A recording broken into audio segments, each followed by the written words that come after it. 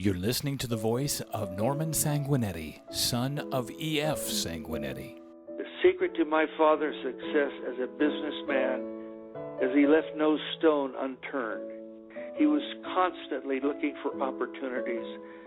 Constantly, as I said, when he worked 10 hours a day, and he was constantly diligent and open to opportunities. And even in Yuma, he would travel all over, bring people to his home, always accessible to new ideas, always plumbing the future. But I can remember my father going around and gosh, we went all over Yuma and Somerton. He had a lot of irons in the fire, to put it mildly. He had a Southwestern ice and cold storage plant. He had, I think at one time he ran the mortuary, for God's sakes. My father could have gone to anywhere in the world and made a success. You're listening to the voice of Norman Sanguinetti, son of E.F. Sanguinetti. Moving over the garden, by that time my dad had much of the animals that were probably there now. He had the parrots. He had parrots to peacocks that used to disturb the neighbors. He had the parrots that we used to love, and he had ducks, which none of us cared for, but he did. You're listening to the voice of Norman Sanguinetti, son of E.F. Sanguinetti.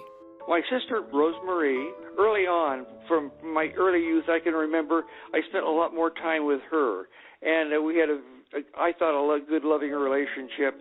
And then later on, she lived in her home for a while in La Jolla, California. And I used to visit her there. And I had some very, very nice visits with her there. As I said, at that time, we were very close.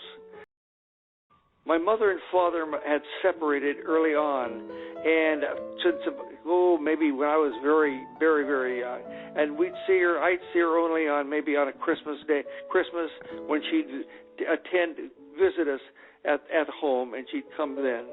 She was a very loving, supporting person. I did not spend enough time with her. I loved her, and I know she loved me, but I'll tell you who I hate to say that, but my real mother was a Mexican lady. Paz Godfrey. She was like a mother to me. She worked at the household there for my father, helped my father. She was married to a Joe Godfrey. Godfrey, maybe still a name there in Yuma. You're listening to the voice of Norman Sanguinetti, son of E.F. Sanguinetti. My dad, E.F. Sanguinetti, he was a dear father to me.